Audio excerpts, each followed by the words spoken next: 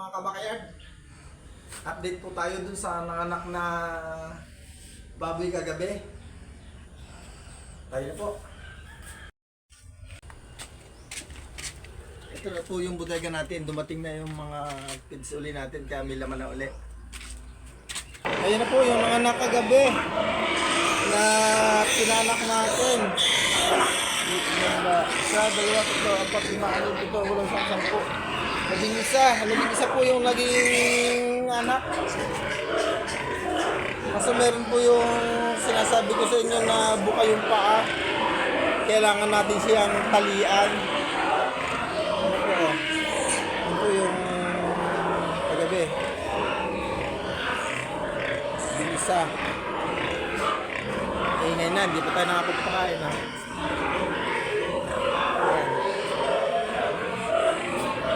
Kumbiya ito. Tatali po tayo ngayon at maglalagay ng tulak.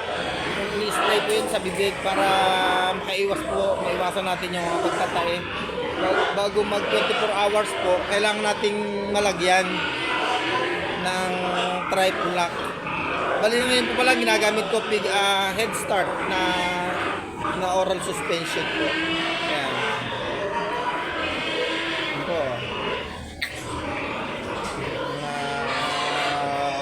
Kaya pinakita ko sa vlog natin nung nagdaan, mga bagong panak natin.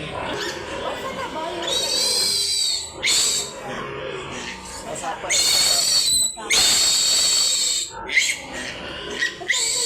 Bili kong quarter net. Hindi naman yan magtutulog.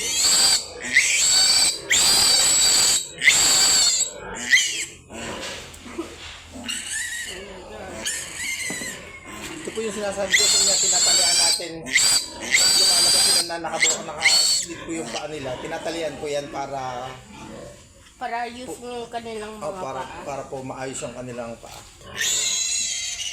Yan po ang aking assistant, yung aking pong bunso. Si Neil Matthew. 9 years old.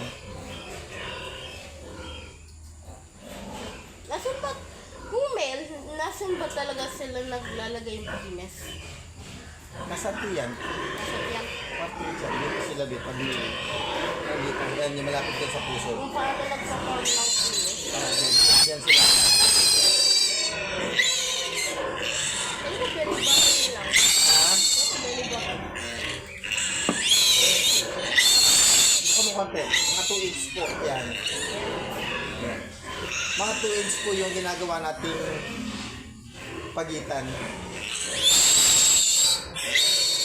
Yun ba talaga o? 2. Mga 2 inch lang po para po bumalik yung... Hindi, ano ba?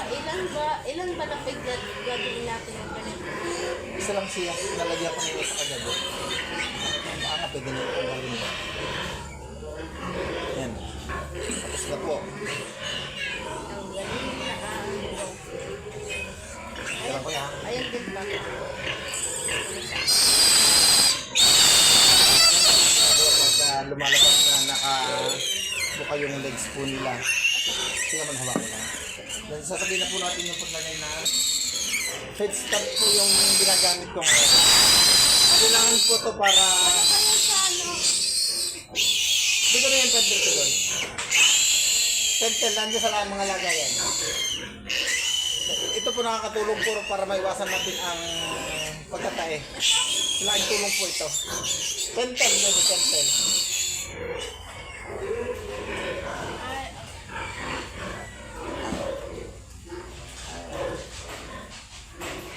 Ano ba?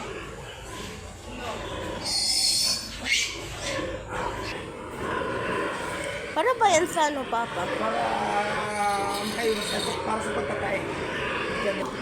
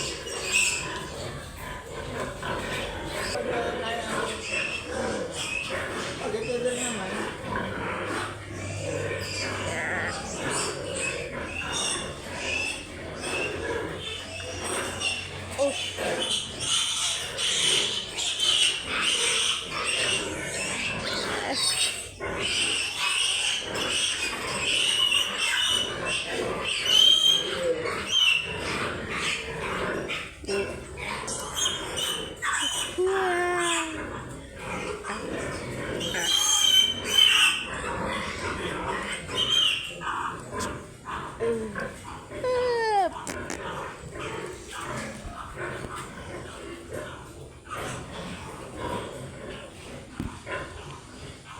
lang sa harap. Kuha ko na lang muna. Malapit na to.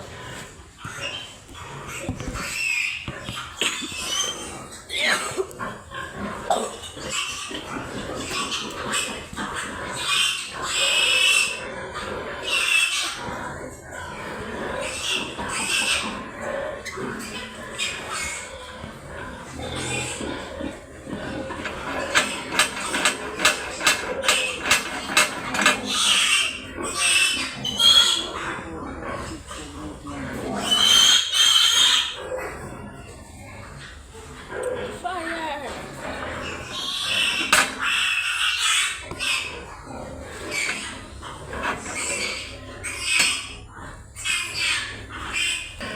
Magbibisita lang po muna tayo ng ating, ay magpapakain na po. Magbibisita lang ako ng aking mga labangan.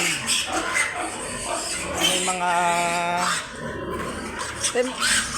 may mga laman pa.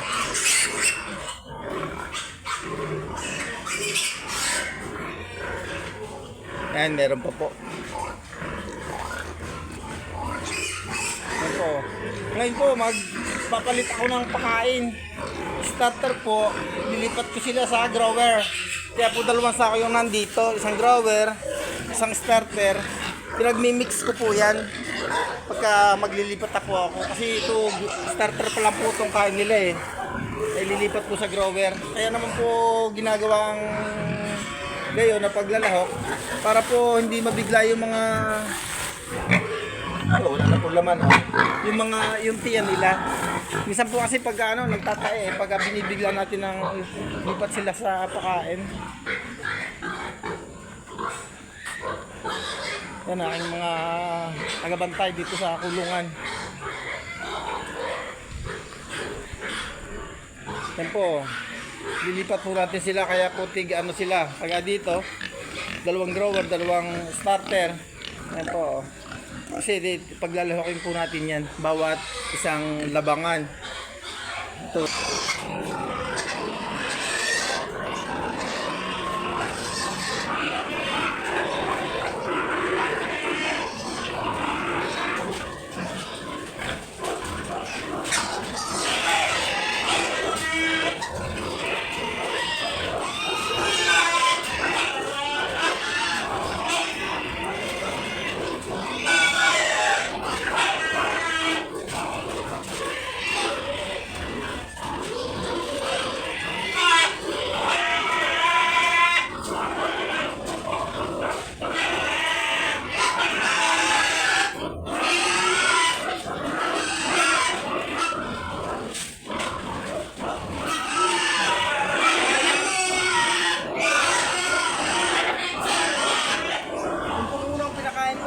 Gestation pa po yung pagkain nila. Ito po yung pagkain sa mga bagong nagbubuntis, saka po dun sa may nakadede na sa mga anak na.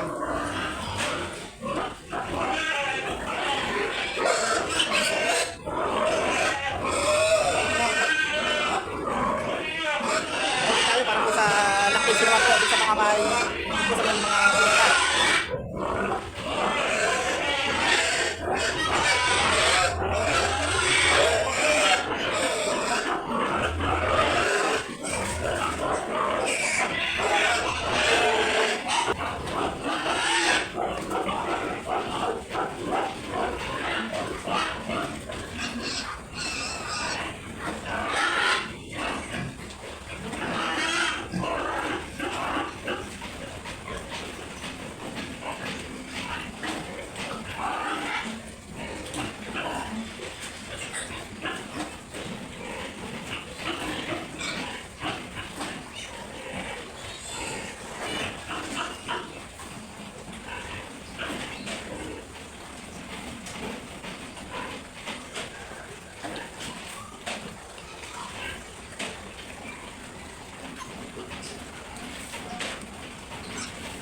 Pasensya na po kayo, hindi ko po makipakita lahat ang pagkuha ng feeds. Cellphone lang po ang ginagamit kong pang video eh. Kaya hindi ko po mailipat-lipat.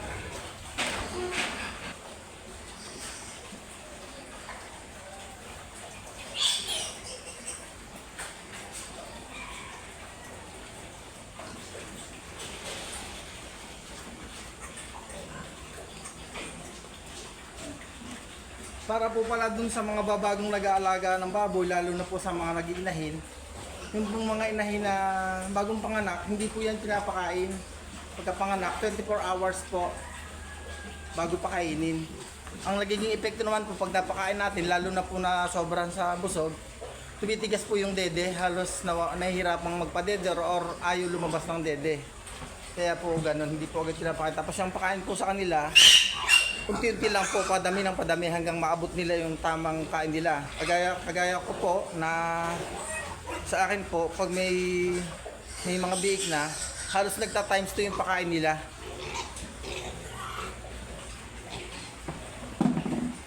Ngayon po, itong mga ito na dedi pa, pero yan po tinuturuan ko ng kumain. Halos pagka isang linggo po ng ano nila, turuan ko na po silang kumain yung mga kahit na dedi pa po. Oh. Yan mga yan po, yan ay nag-aaral na pong kumain. Yan. Nag-aaral na po silang kumain. Oh.